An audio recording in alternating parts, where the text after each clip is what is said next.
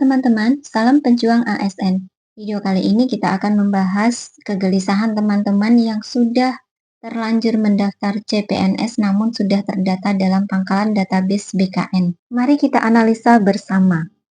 Terbitnya Surat Keputusan Menteri Pendayagunaan Aparatur Negara dan Reformasi Birokrasi Republik Indonesia Nomor 634 Tahun 2024 membawa angin segar bagi tenaga non-ASN yang terdaftar dalam pangkalan database BKN karena pada surat keputusan ini memberikan peluang kepada mereka yang sudah terdata dalam pangkalan database BKN namun TNS pada saat melakukan seleksi administrasi pada tahap 1 dan juga diberikan kesempatan pula untuk mereka-mereka yang belum sempat mendaftar pada tahap 1.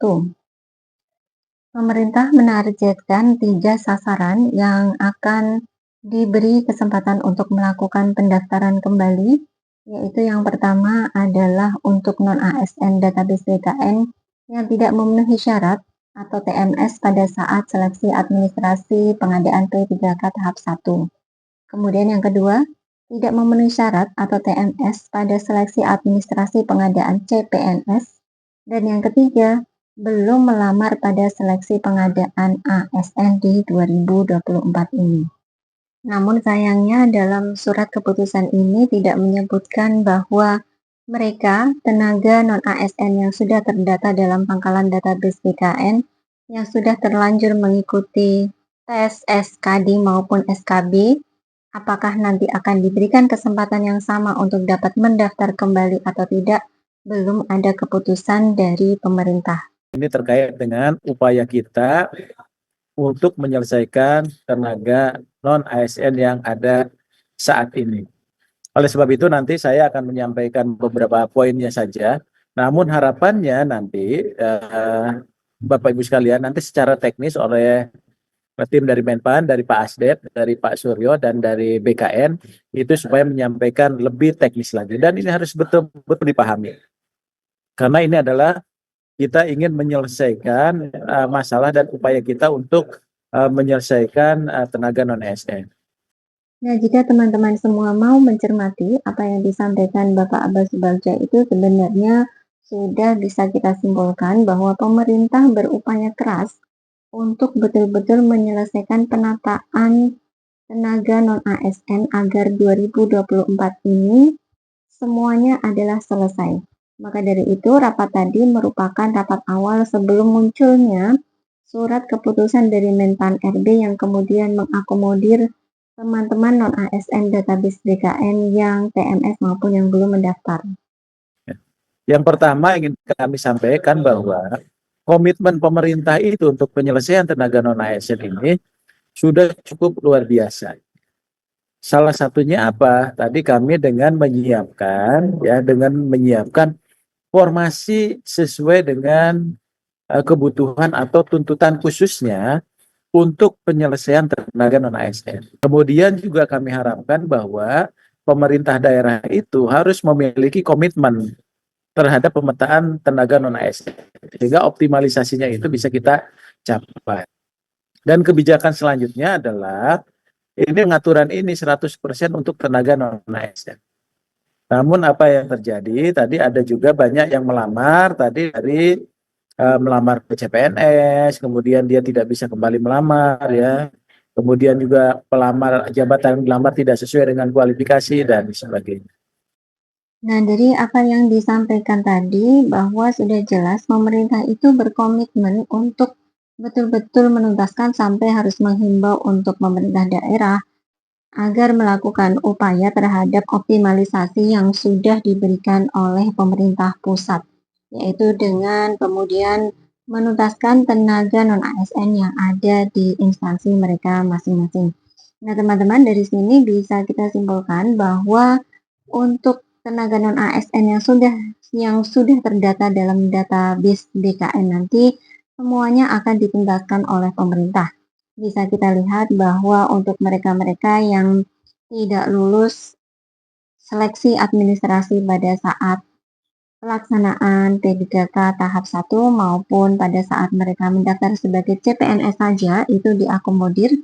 agar semuanya lolos dalam seleksi administrasi dan juga seleksi kompetensi, yang itu merupakan syarat yang ada pada Kemenpan RB nomor 347 dan juga merupakan amanat dari undang-undang bahwa untuk menjadikan status ASN maka harus melewati proses seleksi.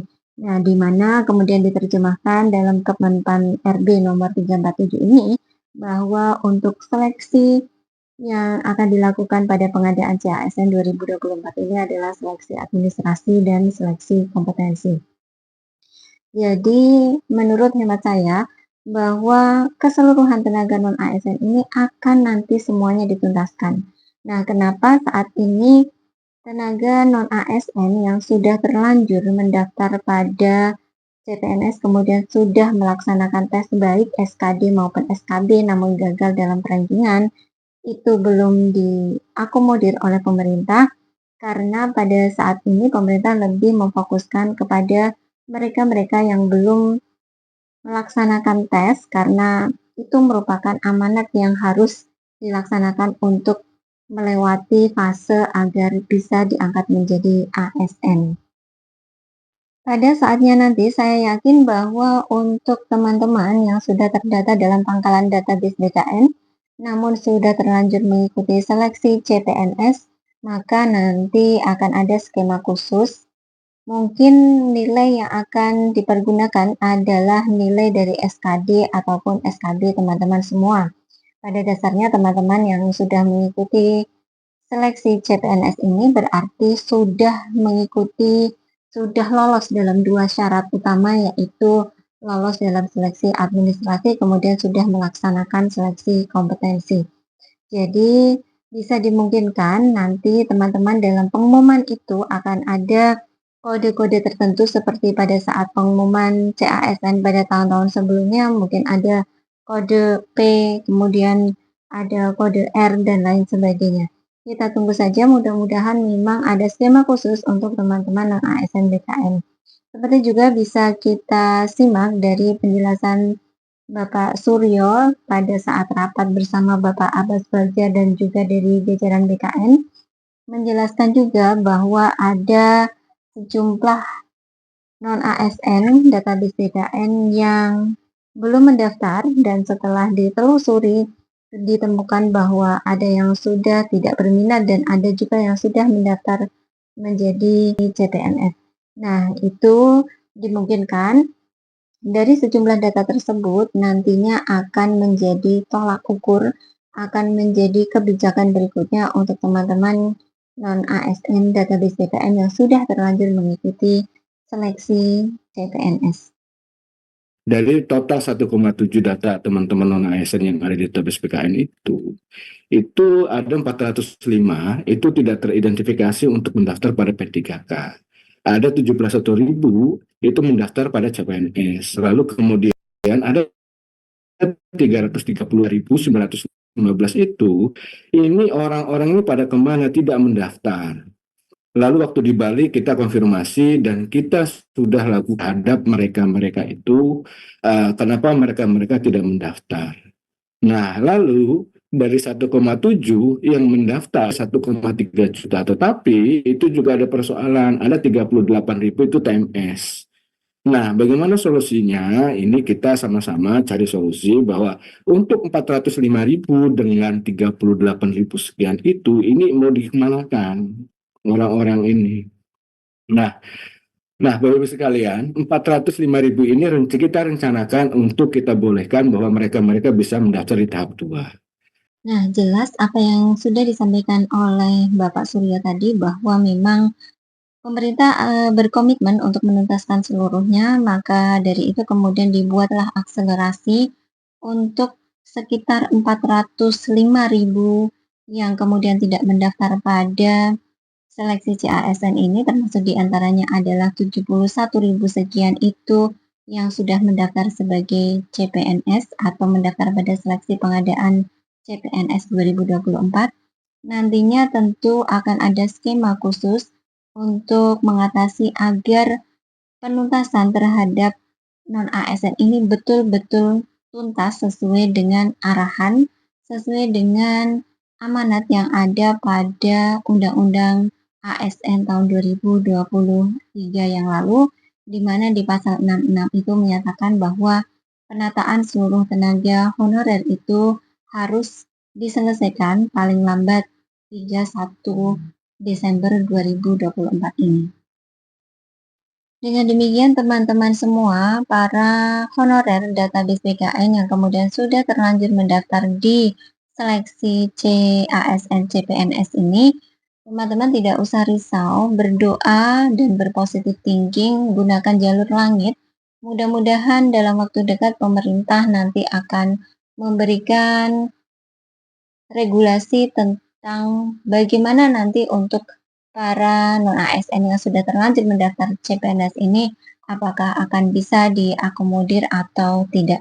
Kita tunggu, misalnya ini waktunya sudah sangat mepet sekali. Untuk hari ini adalah dimulainya pengumuman untuk hasil seleksi administrasi. Diharapkan nanti mudah-mudahan pada saat hasil pengumuman tadi, nanti teman-teman semua yang terdata dalam database BKN tetap akan mendapatkan hasil pengumuman bahwa teman-teman ini lulus dalam seleksi. Karena kita tahu bahwa untuk non-ASN yang sudah terdata dalam pangkalan database BKN ini mendapatkan afirmasi secara penuh bahwa yang pasti jika non-ASN tersebut sudah mengikuti seluruh rangkaian seleksi, baik seleksi administrasi dan juga seleksi kompetensi, maka nanti untuk non-ASN ini akan dapat lolos semuanya menjadi ASN P3K, baik nanti sebagai P3K penuh waktu maupun paruh waktu. Jadi tidak usah risau teman-teman semua, mudah-mudahan nanti kabar baik akan segera menghampiri di akhir tahun 2024 ini. Demikian tadi analisa yang sudah kita coba bedah dari apa yang disampaikan dalam kebijakan yang sudah diberikan oleh pemerintah. Mudah-mudahan nanti untuk tenaga non-ASN yang sudah terlanjur mendaftar pada seleksi CPNS ini nanti bisa juga terakomodir semua. Jangan lupa untuk share video ini sebanyak-banyaknya. Kemudian silahkan teman-teman bisa menanggapi melalui kolom komentar. Kita akan berdiskusi bersama. Semoga apa yang kita usahakan akan mendapatkan hasil yang terbaik. Terima kasih sudah menonton. Jangan lupa untuk subscribe dan nyalakan notifikasi agar teman-teman bisa mendapatkan info-info terkini dari channel ini. Salam pejuang ASN.